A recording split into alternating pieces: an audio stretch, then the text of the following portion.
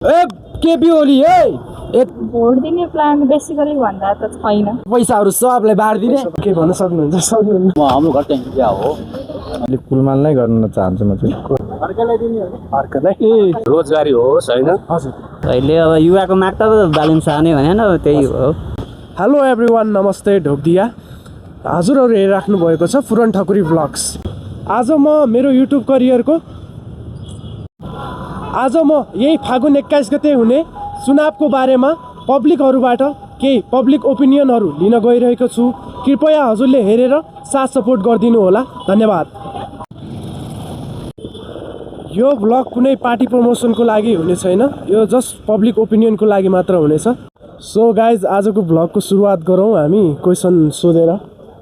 यहाँलाई पुरन ठकुरी ब्लग्समा स्वागत छ। धन्यवाद। हजुरको शुभ नाम के रह्यो? मेरो नाम सुभाष तामाङ। हजुर। हामीले चाहिँ एउटा पब्लिक ओपिनियन लिन गइरहेको छौँ यो फागुन 21 गते हुने चुनावको बारेमा। के क्वेसनहरू सोध्न गइरहेको छौँ।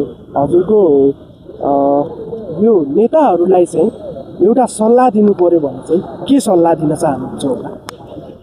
के भन्न चाहन्छु भने म हजुर ए केपी ओली है यता हेर, सिधै म बोलेको भोटेको छोरा है, सिधै यहाँ लगन खेलबाट बोलेको। मेरो केटाहरू आउँदैछ तँलाई हार्नलाई, सिधै भन्न चाहन्छु। एकछिन करोडपति बनाइदे, तँलाई के पनि गर्दैन। मलाई करोडपति बनाइदे, तँलाई केही गर्दैन। तर अवश्य तँ मर्छस्।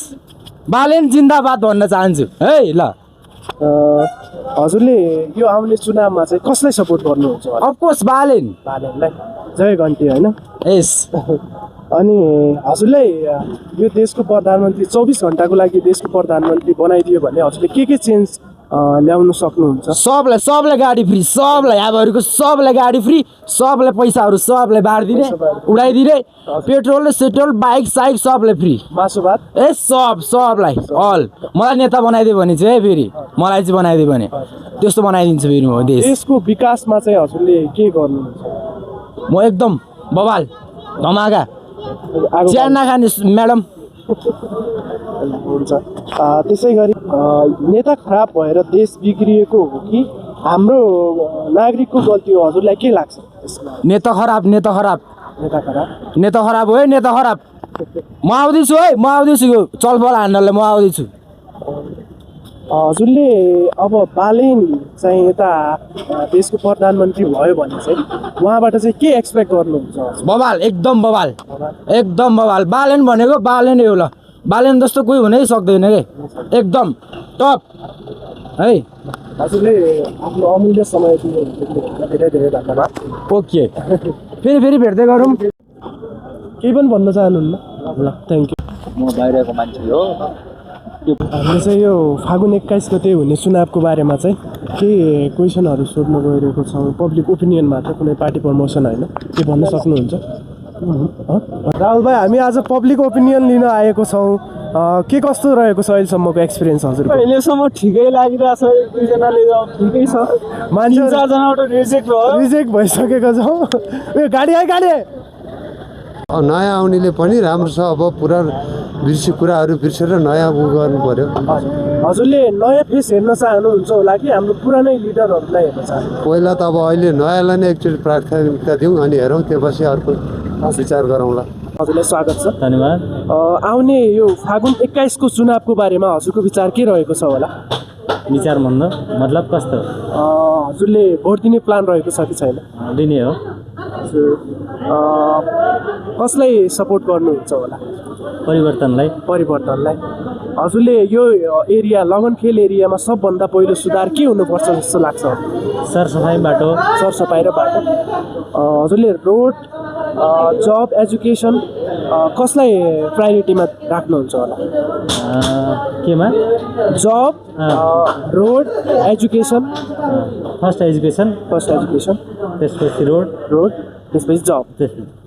युवाहरूले चाहिँ भोट दिन जरुरी छ जस्तो लाग्छ कि लाग्दैन? लाग्छ। यो पालि हजुरले न्यू फेस राम्रो कि एक्सपिरियन्स फेसलाई सपोर्ट? पुरानाहरू धेरै हेरिसक्यो, अब नयाँलाई चाहिँ हेर्ने। यो आउने चुनाव 21 गते चुनावको बारेमा हजुरले केही भन्न सक्नुहुन्छ? केही भन्न सक्नुहुन्छ हजुर? जान्दैन। फागुन 21 गते चुनावको बारेमा चाहिँ हजुरको विचार के रहेको छ होला? भोट दिने प्लान रहेको छ कि छैन? भोट त दिनुपर्छ दिनुपर्छ। यहाँको हजुर सुधार त सबैभन्दा सरसफाइ नै हुनुपर्छ। सरसफाइ हेर्नुहोस् जब त फोहोरै फोहोर छ। हजुर हजुरले रोड, जब, एजुकेसन कसलाई चाहिँ पहिलो प्राथमिकता दिन चाहनुहुन्छ? पहिलो त रोड हो नि। रोड हेर्नुहोस् त यस्तो यस्तो नि सहर हुन्छ त। हजुर एकदम धेरै फोहोर रहेको छ है। योपालि हजुरले न्यू फेस आएको राम्रो मान्नुहुन्छ कि पुरानै क्यान्डिडेट? नयाँ छ। नयाँ हजुर। युवाहरूले भोट दिन जरुरी छ जस्तो लाग्छ कि लाग्दैन? होइन जरुरी छ नि। हजुर अनि हजुरको लागि सबभन्दा इम्पोर्टेन्ट डेभलपमेन्ट विकास होला कि हजुरको लागि लिडरसिप होला, नेतृत्व होला? सकेसम्म त विकासै गर्नुपर्छ होइन। हजुर विकास नभएको त यस्तो भएको छ। हजुर हजुर हामी पनि रिक्सा चलाएर हिँड्नुपर्छ। विकास राम्रो भए रिक्सा चलाउनै पर्ने थिएन। हजुर हजुर हजुरलाई यो देशको प्रधानमन्त्री 24 घन्टाको लागि प्रधानमन्त्री बनाइदियो भने के चेन्ज ल्याउन सक्नुहुन्छ हजुरले? मैले चाहिँ खासै सक्दिनँ। हामी एजुकेसन नभएकोले होइन हजुर हजुर त्यो समूहमा नपुगौँ हजुर हजुर होइन। एजुकेसन भएकै मान्छेलाई खोज्नुपर्छ। हजुर हजुर हजुरले जसले जित्छ अहिले हाम्रो उहाँबाट चाहिँ के आश गर्नुहुन्छ होला? हाम्रो अहिले प्रधानमन्त्री नयाँ जो बन्नुहुन्छ उहाँबाट चाहिँ के एक्सपेक्ट गर्नुहुन्छ? सबैभन्दा त रोजगारी हो। रोजगारी हजुर सबैभन्दा ठुलो। हजुर हजुर हजुरको मेसेज चाहिँ आउने लिडरहरूलाई के मेसेज दिन चाहनुहुन्छ होला? होइन रोजगारी होस् होइन। हजुर तपाईँको अब हस्पिटलहरू भनौँ न हजुर हजुर सुविधा होस् सबैभन्दा त्यो राम्रो। युवाहरूले चाहिँ विदेश जानु नपरोस् सकेसम्म। हजुरहरूले चाहिँ यो ठेला चाहिँ यही पनि राम्रो व्यवस्थापन राम्रोसँग यही पक्रिराखेको हुन्छ। हजुर हजुर हुन्छ। हजुरको अमूल्य समयको लागि धेरै धेरै धन्यवाद। पब्लिक ओपिनियन मात्र लिन गइरहेको छु, हजुरको के भन्न सक्नुहुन्छ? कुनै पार्टी प्रमोसन चाहिँ होइन, नर्मल हामीले चाहिँ योपालि भोट दिने प्लान रहेको छ कि छैन हजुरको? हजुर हजुरले चाहिँ अहिले युवाहरूले भोट दिन जरुरी जस्तो लाग्छ कि लाग्दैन? दिनै परिहाल्यो नि, त्यो आफ्नो अधिकारको कुरो हो होइन। हजुर त्यो दिनु परिहाल्यो। योपालि हजुरले न्यू फेस राम्रो कि एक्सपिरियन्स क्यान्डिडेट? एक्सपिरियन्सको साथसाथै न्यू फेस पनि आउनु पर्यो। हजुरको भोट दिने प्लान रहेको छ कि छैन? भोट दिने प्लान बेसिकली भन्दा त छैन। छैन अब किन भन्नुहुन्छ होला, यसमा चाहिँ क्वेसन हुन्छ है। किन दिन्न भन्दाखेरि मेरो भोटिङ त्यो नभएको होइन, सबै क्यापेबल पनि छु, सबै प्रिपेयर पनि छु। हजुर हजुर तर मलाई चाहिँ दिन मन लागेन, किनभने मेरो पर्सनल ओपिनियनमा चाहिँ अब युथ यसो हुन्छ कि पहिल्यैदेखि हाम्रो चाहिँ जेनेरेसन ग्याप छ नि त। हामी युथ भयौँ, हजुर हजुर सोकल जेनजी होइन, जेनजी भनौँ। हजुर अनि अब जेनेरेसन ग्याप हुँदा तपाईँको हजुरबा हजुरआमा अथवा मेरो मम्मी ड्याडीसम्मको लागि त अब नयाँ आएकोले गर्दा, नयाँ पुस्ताले आएकोले गर्दा, फर इक्जाम्पल बालेनले गर्दा, रविले गर्दा भन्ने छ। तर हामी ओल्ड जेनेरेसनलाई त बुझाउन सक्दैनौँ। उनीहरूको मुखमा त के छ, माओवादी छ, काङ्ग्रेस छ, एमाले छ। अब अहिले बालेन छ, यो छ भनेर क्रेज त बनाउन सकिँदैन नि त युथको जस्तो। त्यसैले म चाहिँ के भन्छु भने आफ्नो पर्सेप्सन हो। अब युथले गर्छ भनेर अलिकति होडबाजीमा गयो भने 2-4 भोट हालेर जित्यो भने त्यो छुट्टै कुरा हो। तर मलाई लाग्छ अब यो सबै नेपालको पपुलेसन वाइज गरेर हेर्दाखेरि चाहिँ पुरानै पार्टीको जान्छ, फेरि एज युजल नै हुन्छ जस्तो लाग्छ। त्यही भएर मेरो भोटिङ दिने त्यस्तो ओपिनियन छैन। हजुरले योपालि न्यू फेस राम्रो कि एक्सपिरियन्स फेस क्यान्डिडेट हुनुपर्छ जस्तो लाग्छ? एक्सपिरियन्स क्यान्डिडेट नै हुनुपर्छ जस्तो लाग्छ है। अब यो युथको क्रेज मात्रै भएर नयाँ फेस आएर पनि योको सिस्टम एकैचोटि भार्सली डेभलप हुने त होइन, एक्सपिरियन्समा नै हुनुपर्छ जस्तो लाग्छ। हजुरले युवाहरूले भोट दिन जरुरी जस्तो लाग्छ कि लाग्दैन? लाग्छ। अब बाहिरकोलाई पनि अझै डिजिटल सिस्टममा पनि भोटिङ सिस्टम चाहिँ एकदम फेयर वाइजमा दिनु पर्छ जस्तो चाहिँ आवश्यक लाग्छ है मलाई। किनभने अब अहिलेको यो फ्रस्ट्रेसन भनेकै बाहिर जानु पर्यो, देशमा काम भएन भन्ने त हो नि होइन। काम नपाउनुको पछाडि पनि त एउटा कारण छ नि। नेपालको एजुकेसन सिस्टम यति राम्रो छ कि यति राम्ररी पढा हुन्छ, तर लास्टमा काम पाइँदैन अनि बाहिर जानु पर्यो, त्यति मात्रै फ्रस्ट्रेसन हो, अरू चाहिँ केही होइन। एक्सक्युज मी, हामीले चाहिँ यो हजुरले योपालि भोट दिने प्लान रहेको छ कि छैन? भोट त अब म त अहिले यता हो, घरतिर उता छ। हजुर हजुर घर कहाँ रहेको छ होला? मेरो उता नलपरासी। नलपरासी भोट दिनलाई जानुहुन्छ किन? जान सक्छु। हजुर हजुरको युवाहरूले भोट दिन जरुरी जस्तो लाग्छ कि लाग्दैन? लाग्छ।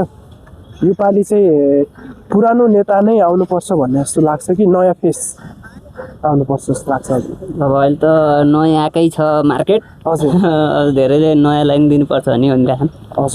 हजुरले को जित्छ जस्तो लाग्छ हजुरलाई अहिले? हजुर नेपालको प्रधानमन्त्री चाहिँ को हुनुपर्छ जस्तो लाग्छ?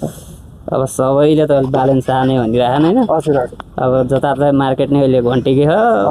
हजुरको पर्सनल ओपिनियन चाहिँ को हुनुपर्छ जस्तो लाग्छ? अहिले अब युवाको माग त बालेन शाह नै भने अब त्यही हो हजुर भन्ने छ। हजुरले नयाँ नेताबाट अथवा हाम्रो प्रधानमन्त्रीबाट चाहिँ के एक्सपेक्ट गर्नुहुन्छ होला? अब नयाँबाट चाहिँ नि अब पुरानोको त अब हेरियो देखियो होइन? हजुर अब नयाँले अब के गर्ला भन्ने छ। अब त्यही हो। आउने चुनावमा चाहिँ हजुरले बालेनलाई नै सपोर्ट गर्नुहुन्छ? एकदम। आउन लागेको चुनावमा कसलाई सपोर्ट गर्नुहुन्छ होला?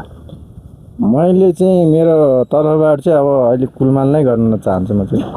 कुलमान घिसिङलाई? हजुर योपालि जे होस् न्यू फेस हेर्न चाहनु? म न्यू फेस हेर्नु चाहन्छु किनभने अलिकति कुलमानले अलिकति केही न केही चाहिँ विकास दिएको छ होइन? त्यसमा नि विकास दिन्छ नै भन्ने आशाले चाहिँ भनेको छ। तर पहिलाकोले जति दिन त दियो तर त्यति दिएन होइन? अहिले चाहिँ उहाँले जति गर्न सकेको चिज छ नि कुलमानले गरिदिएको छ नि होइन? लु भन्नु त हरेक चिजमा अब बत्तीदेखि लिएर बाटोसम्म त अब भनौँ न अब अहिले त्यो बाटो के अरे फोरफानी ड्याम्पिङ त्यहाँ एउटा जब अहिलेसम्म एउटा बाटो बनाउनु दिएको छैन त्यहाँको माग गर्नु सकेका छन् तर उसले 2 दिनमा एकै दिनमा गएर प्याटो गरिदियो हो किन? उसले चाह्यो भने अहिले गाउँमा पनि सबैलाई विद्युत दिएको छ जस्तै भने नगएको ठाउँमा पनि अहिले विद्युत धेरै दिएको छ। त्यस कारणले मलाई चाहिँ कुलमानलाई चाहिँ धेरै सपोर्ट गर्नु मन लाग्छ। हजुरले उहाँले जित्नु भयो भने चाहिँ हजुरको एक्सपेक्टेसन चाहिँ उहाँबाट कुलमान घिसिङजीबाट चाहिँ के रहेको छ? मेरो आशा छ होइन उहाँले चाहिँ अब म जित्नु भयो भने चाहिँ उहाँले चाहिँ केही न केही गर्छ त अरूभन्दा धेरै विकास गर्छ। हजुरको म्यासेज चाहिँ के दिन चाहनुहुन्छ होला उहाँलाई चाहिँ एउटा म्यासेज दिनु पर्यो भने?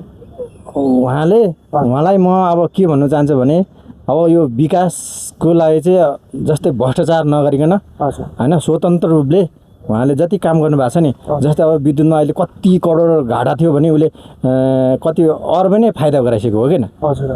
त्यो भएको कारणले उहाँलाई चाहिँ नै राम्रो गरोस् अझ राम्रो गरोस् भन्न चाहन्छ। जितेपछि पनि जस्तै अरू नेता जस्तै लुरुको नपरोस् होइन? किन ठाडो शिर बनाएर होइन उसले बोल्नुभन्दा पनि उसले कामले देखाएको छ नि त होइन? अरू नेताले जस्तै गगन थापाले चाहिँ म यति जित्यो भने एउटा मोबाइल दिन्छु रे प्रत्येकजनालाई हो किन? त्यो भनेको छ नि त प्रत्येकजनालाई मोबाइल दिन्छु रे रोजगारी एकजनालाई दिन्छु रे त्यो दियो त दिन सकेन नि। अनि अब भन्छ केपीले भन्छ म प्लेन उडाइदिन्छु होइन? अब जस्तै भन्नु रेल अब पाहाडमा रेल उड्छ उसले सम्भव छैन नि छैन नि। त्यसपछि गएर उसले ग्यास घरमा पाइप हालिदिन्छु रे ग्यास त्यहीँ लुबा निस्किएको छ त्यसलाई तलाउनु सक्दैन ऊ पाइपको ग्यास हालिदिन्छ ल त्यो लुबुवा निस्केको ग्यासको कुरा गऱ्यो भने त्यहाँ हाल्यो भने अलिकति त्यहाँबाट ग्यास निकाल्यो भने अलिकति सहर त हुन्छ नि। अहिले नेपालको कुन ठाउँमा निस्केको छ नि ग्यास त्यो ग्यासलाई नै अहिले राम्रो के अरे पेट्रोललाई नै राम्रोसँग उपयोग गरेर निकाल्नु सक्यो भने त्यो धेरै राम्रो चिज हो नि। उसले मुखले मात्रै बोल्यो के हो नि? उसले डुङ्गा चलाउँछ अरे डुङ्गा चलाउनु सक्छ पानीमा अलिकति बोल्नु पनि अलिकति सीमा हुन्छ नि बोल्दा पनि ठिक समयमा बोल्नु पर्यो। मैले जे गर्छु त्यो गर्न सक्छु हो त्यो विकास चाहिँ हाम्रो नेताहरूले गरेको छैन क्या। जति बोल्छ नि आत्माले त्यो बाहिर बोलेर मात्र भएन नि भित्र पनि गर्नु पर्यो कामले पनि देखाउनु पर्यो मात्र त्यो मात्र नभएर देशमा जति पनि छ विकासको लागि गर्छु भनेर गर्ने तर जति अहिले राम्रो मान्छेहरू पार्टी गएको छ नि त्यो पार्टीहरू पनि त्यहाँ गएपछि सबैजना मिलेर ठुलोमा मिलेर गर्ने त्यो होइन। अबको पार्टीहरू आउँदा चाहिँ जेनजिओ चाहे जेनजिओ होस् होइन चाहे सबै पार्टी युवाहरू हुन्छ नि यो चाहिँ युवाहरू एकमत भएर जुन बुढाहरू छ नि त्यो बुढालाई हटाएर नयाँ पार्टी के नयाँ युवाहरूलाई चाहिँ संलग्न गराएर विकास गर्नुपर्छ भन्ने लाग्छ मलाई चाहिँ। हजुरको अमूल्य समयको लागि धेरै धेरै धन्यवाद यो ओपिनियन सेयर गरिदिनु भएकोमा धेरै धेरै धन्यवाद। हस् धन्यवाद थ्याङ्क यू। हजुर ब्लग यहीसम्म रहेको छ। हामीले लगनखेल बजारमा पब्लिक ओपिनियनहरू लियौँ। हाम्रो यो कुनै पार्टीको प्रमोसन होइन जस्ट पब्लिक ओपिनियन मात्र लिएको छौँ। हजुरले चाहिँ यो आउँदो चुनावमा चाहिँ कसलाई सपोर्ट गर्नुहुन्छ कृपया कमेन्टमा भनिदिनु होला do like share and subscribe thank you guys for watching stay tune